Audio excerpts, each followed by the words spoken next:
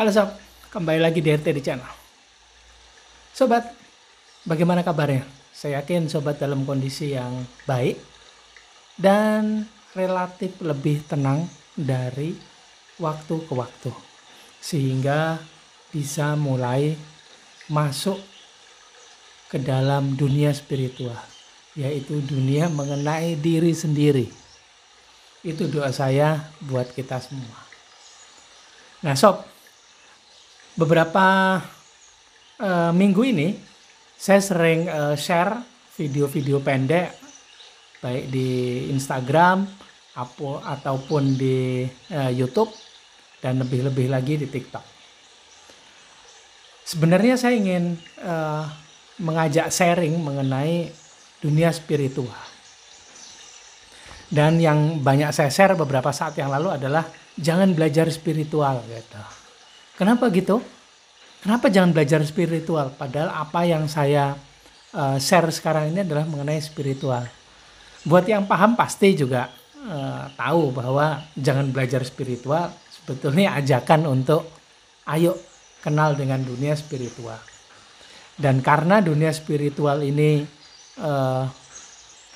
relatif sering dikira orang ini mengenai dunia supernatural atau supranatural, mengenai makhluk-makhluk dimensi bawah, makhluk-makhluk gaib yang berdiam di dimensi bawah, bukan dimensi atas. Dan spiritual itu juga bukan mengenal makhluk-makhluk gaib yang ada di dimensi atas, seperti malaikat, archangel, malaikat yang posisinya levelnya lebih tinggi lagi, kemudian para guru-guru, ascend dan master yang berada di sana, bukan itu.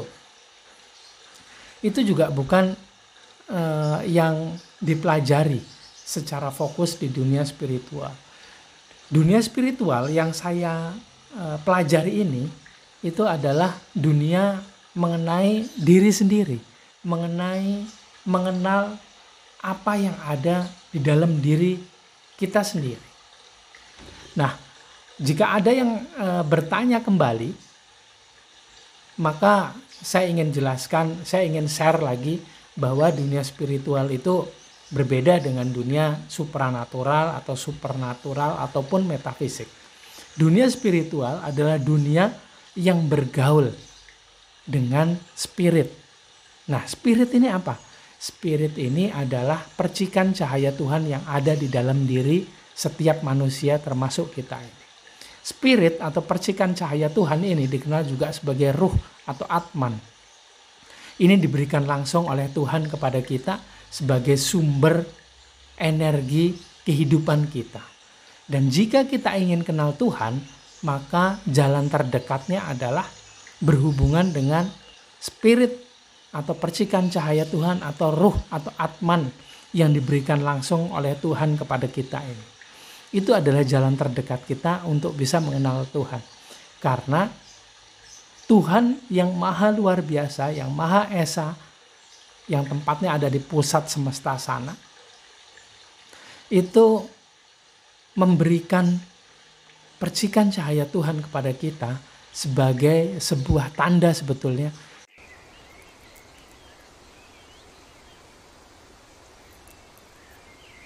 untuk kita mengenal dia. Sebetulnya dia berkeinginan, berkehendak untuk dikenali. Tandanya apa?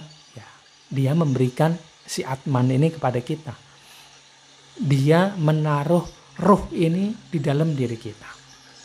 Ini ibarat sebuah chip. Kalau kita ingin berhubungan dengan sumbernya sana, maka kita bisa terhubung dengan chip yang ada di dalam diri kita ini. Di situ juga berada kecerdasan atau kesadaran Tuhan. Dan setiap manusia memiliki hal ini. Tapi sayang, sekarang kita tidak belajar dari awal. Tapi kita belajar malah dari garis yang hampir finish. Kalau dulu belajar dari nol, ketika kita hidup, ya kita belajar dulu. Terhubung dulu dengan percikan cahaya Tuhan yang ada di dalam diri kita. Sebelum kita bisa berhubungan sebelum kita bisa berkomunikasi dengan Tuhan, sebelum kita katanya menyembah Dia, katanya ada yang bisa mencintai Dia dan dicintai balik oleh Dia. Caranya bagaimana? Ya berhubungan dengan percikan cahaya Tuhan yang ada di dalam diri tersebut, yang ada di dalam diri kita ini gitu. Bukan ke tempat lain, bukan ke sana sana ke tempat yang jauh, enggak, tapi ke dalam diri kita ini. Karena Tuhan memberikan percikan cahaya Tuhan tersebut kepada kita supaya kita bisa terkoneksi dengan Dia. Nah, kalau dulu terkoneksi dulu baru beribadah. Terkoneksi dulu baru berinteraksi. Terkoneksi dulu berinteraksi kemudian jadi cinta. Beda dengan sekarang. Kita agak-agak halu karena belum terkoneksi sepenuhnya antar kesadaran. Ini seolah-olah sudah mulai cinta. Ya enggak apa-apa, ya alhamdulillah juga. Wajar saja karena setiap kita mau melakukan segala sesuatu selalu kita mulai dengan mengucap basmalah, bismillahirrahmanirrahim. Dengan menyebut namanya yang maha pengasih lagi maha penyayang, Rahman dan Rahim. Mungkin kalau bukan yang penganut, bukan seorang muslim, tidak menyebut dengan kata basmalah, tapi dia pasti juga mengundang atau membangkitkan energi kasih sayang dalam dirinya dengan caranya sendiri, dengan budayanya sendiri, dengan ritualnya sendiri. Dan semua pasti mengawali setiap hal dari hal tersebut. Karena semuanya juga tahu bahwa kita ada, semesta ini ada, itu karena kasih sayangnya. Nah, dunia spiritual adalah dunia yang bergaul dengan si spirit ini. Kalau dulu ya betul-betul spiritual. Karena ketika mengawali hidup itu pasti semuanya disambungkan oleh seorang fasilitator, diingatkan kembali bahwa di dalam dirinya ada percikan cahaya Tuhan. Bukan hanya diingatkan, tapi juga disambungkan secara langsung. Keterkoneksiannya, hubungan energinya itu di-refresh ulang. Dan bukan hanya dari dimensi jiwa, dimensi energi, tapi dimensi fisiknya. Mata fisiknya ini dikenalkan juga dengan dunia cahaya spiritual. Cahaya yang mengantar untuk masuk kepada kesadaran Tuhan yang ada di dalam diri. Ini dilakukan di awal, bukan di akhir. Tapi kalau kita sekarang seolah-olah belajar banyak dulu baru dihubungkan. Ini kan agak-agak aneh ya. Jadi tidak terbiasa. Tapi ya begitulah kerja dari dark worker yang membuat kita jauh dari Tuhan. Akhirnya tanpa sadar, perlahan-lahan makin jauhlah kita dari Tuhan. Kita beribadah, katanya kita menyembah, katanya kita bisa jatuh cinta kembali, merasakan, menyadari cinta yang ada di dalam diri. Tentunya cintanya Tuhan, kemudian kita merasakan kembali jatuh cinta kepada Tuhan.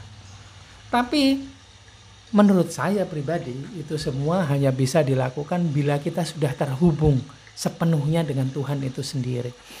Mungkin ada banyak ajarannya, kalau di Muslim spiritual ini bilang makrifat. Ada yang bilang setelah itu jatuh cinta kembali, itu disebut sebagai mahabbah.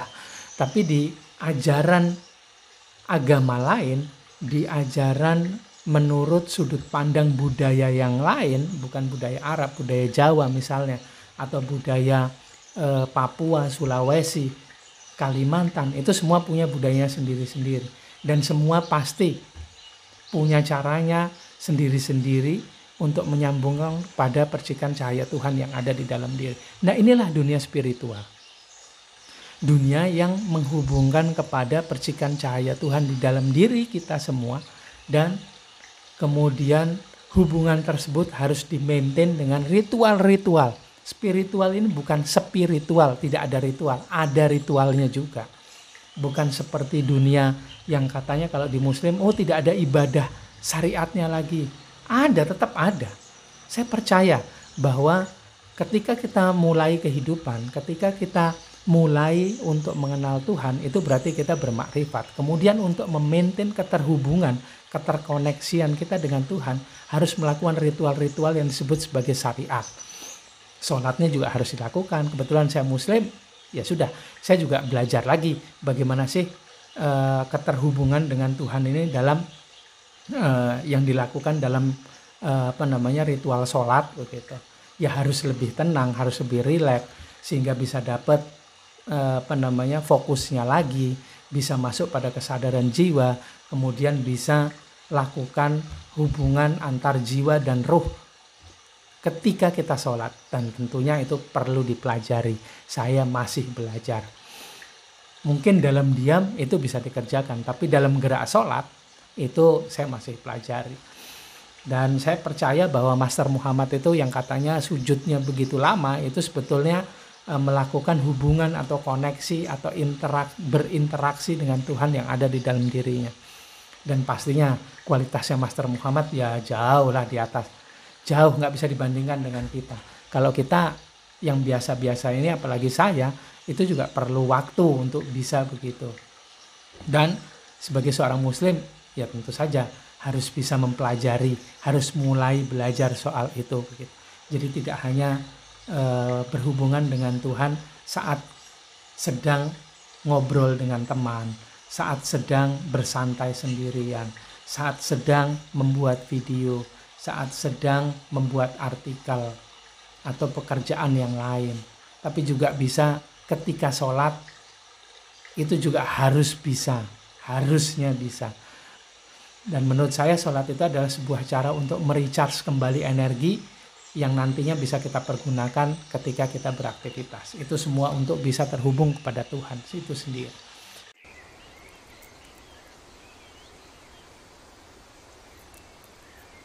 Nah, kalau yang lain, yang agamanya berbeda, bukan Islam, tentu saja punya caranya sendiri. Tapi saya yakin itu semua sebetulnya untuk bisa terhubung kepada percikan cahaya Tuhan yang ada di dalam diri kita. Dan dunia spiritual itu dimulai dari, harusnya dahulu itu dari dalam diri, dari percikan cahaya Tuhan, itulah spiritual, kemudian masuk ke dimensi jiwa, ke lapisan-lapisan jiwa. Ada jiwa suci, jiwa murni, jiwa bijak, jiwa tenang, jiwa ego, jiwa amarah, jiwa keinginan. Ada diri sejati, ada jiwa tenang, kemudian ada diri palsu. Kemudian barulah lapisan pikiran, perasaan, kemudian dimensinya fisik. Nah, kalau sekarang kebalik, dari luar ke dalam. Kemudian dimulai dari fisik, pikiran, perasaan, lapisan-lapisan jiwa, diri palsu, jiwa tenang, diri sejati, masuk ke bagian ruh atau percikan cahaya Tuhan tersebut. Bagian terluarnya ada rohani atau jati diri, masuk lagi lebih dalam ada roh suci, masuk lebih dalam lagi ada roh Tuhan, masuk lebih dalam lagi ada wilayah zona rahasia Tuhan. Karena nggak tahu, sebut saja sebagai rahasia Tuhan. Karena saya belum tahu juga ada apa di sana. Dan ketika kita mengalami masuk ke bagian-bagian dari diri, dimulai dari dari yang terluar fisik, masuk ke dalam pikiran, kemudian perasaan, masuk ke lapisan-lapisan jiwa, sampai kepada kesadaran Tuhan, kesadaran roh Tuhan. Nah, ini semua ada pengalamannya sendiri-sendiri, ada pengalaman ruhaninya sendiri-sendiri. Yang paling harus dipelajari menurut saya, karena sobat juga pasti belajar spiritual, adalah menyamakan persepsi mengenai peta perjalanan spiritual ke dalam diri. Itu melewati bagian-bagian apa saja sih gitu. Nah, ini perlu di persepsinya, istilahnya ini perlu disamakan terlebih dahulu, karena setiap budaya, setiap agama ini seolah-olah ya, ini penyebutannya berbeda. Mungkin karena sudut pandang budaya itu jadi berbeda-beda, karena budaya itu tergantung di mana tempatnya tinggal, kemudian perlakuannya seperti apa saja yang dilakukan, ini menjadi berbeda-beda. Jadi kalau saya inginnya, sebelum kita berdiskusi, sebelum sharing dimulai, Disamakan dulu persepsinya. Oh ini fisik itu yang ini. Oh pikiran yang ini, perasaan yang ini. Oh jiwa yang ini. Oh roh itu yang ini. Nah menurut saya roh itu adalah jiwa itu sendiri. Tapi ketika jiwa itu sudah keluar dari badan, itu disebut sebagai roh. Nah kalau ruh itu adalah percikan cahaya Tuhan di dalam diri. Nah penyebutannya disamakan dahulu sehingga kita bisa tahu ketika bercerita yang disebut itu, yang dimaksud itu bagian itu gitu. Ada yang menyebut bagian percikan cahaya Tuhan itu sebagai roh. Ada roh, ada jiwa. Ada ruh. Nah ini penyebutannya berbeda-beda. Percikan cahaya Tuhan ada yang bilang sebagai roh. Padahal kalau menurut saya itu ruh. Nah ini kita samakan dulu. Paling tidak kita punya persetujuan bersama bahwa bagian ini disebut sebagai ini gitu. Baru nanti kemudian diskusinya jadi enak. Nah di TikTok kemarin ada yang maaf bukan di TikTok tapi di YouTube ada yang sharing mengenai pengalamannya dia, mengenai sudut pandangnya dia. Akhirnya saya bilang, ayo kita samakan dulu persepsinya antara setiap bagian yang dilewati pada perjalanan spiritual masuk ke dalam diri ini supaya enak kita berdiskusi gitu. Biar nggak rancu menyebutnya. Nah setelah itu kemudian kalau kita sama-sama sudah mengalami, akhirnya ngobrolnya juga jadi enak. Saya bilang hati-hati ya masuk ke dunia spiritual, jangan belajar spiritual nanti kesepian. Nah kesepian ini sebetulnya bahasa dari sudut pandang logika. Tapi kalau bahasa dari sudut pandang jiwa yang mengalami kesadaran Tuhan, maka sudah pasti ketika kita masuk pada kesadaran Tuhan, ini rasanya kalau dari sudut pandang logika itu sepi, sendirian. Tapi kalau dari sudut pandang kesadaran Tuhan, itu ya tidak ada yang lain selain Dia. Kalau kita bisa mengalami masuk pada kesadaran Tuhan, ya semuanya hanya Dia. Dia ini bagi kita yang ada di sini. Tapi bila kita sudah masuk ke sana, akhirnya bilangnya jadi berbeda. Oh, semuanya adalah aku. Aku ini adalah kesadaran Tuhan yang ada di dalam diri, bukan kesadaran logika ya. Sudut pandangnya dibedakan. Dan ketika sudah masuk ke sana, dari sudut pandang logika, apalagi sudut pandang logika yang suka bercanda seperti saya, dibilang bahwa hati-hati nanti jadi narsis, jadi individualistis gitu. Maksudnya narsis atau individualistis itu bagaimana? Ya kalau kita narsis mungkin jadi sering selfie ya, di galeri gadget kita itu isinya foto kita sendiri, foto selfie kita sendiri. Nah kalau di dunia spiritual masuk pada kesadaran Tuhan, maksud saya narsis atau individualistis itu karena kita bisa mengalami bahwa semua yang kita lihat itu diri kita sendiri. Diri kita ya. Pada saat masuk pada kesadaran Tuhan, tentu saja sudut pandangnya udah berbeda. Sudut pandang kesadaran Tuhan, bukan sudut pandang jiwa. Kita melihat diri kita ada di semua tempat. Ini seperti narsis kan, seperti individualistis, karena semuanya adalah kita. Nah, bedakan sudut pandangnya. Ini sudut pandang kesadaran Tuhan, bukan sudut pandang kesadaran jiwa. Apalagi sudut pandang kesadaran logika. Nah, disinilah harus kita samakan persepsinya. Dan spiritual menurut saya adalah dunia tersebut. Ada juga energi spiritual. Nah, energi ini adalah energi yang sumbernya adalah dari percikan cahaya Tuhan di dalam diri. Dari spirit, disebut sebagai energi spiritual. Nah, energi spiritual ini yang menghidupi kita, yang menghidupi segenap organ yang ada di dalam diri kita. Baik kita yang jiwa ini ataupun organ-organ yang ada di tubuh fisik kita ini. Pikiran kita, perasaan kita. Ini dihidupi oleh energi spiritual. Dan energi spiritual ini yang menghubungkan diri kita yang ini, jiwa yang punya fisik ini, yang punya pikiran, punya perasaan, ke alam semesta. Dari alam semesta baru ke objek-objek yang lain. Nah, energi spiritual ini yang juga sering saya bahas di video-video pendek saya begitu. Oh ya sob, saya mau fokus di video-video pendek.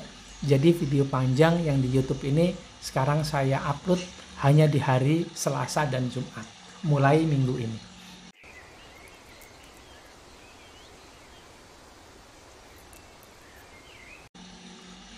Nah, menurut saya dunia spiritual itu ya seperti itu. Itu saja yang diomongin, bukan yang lain.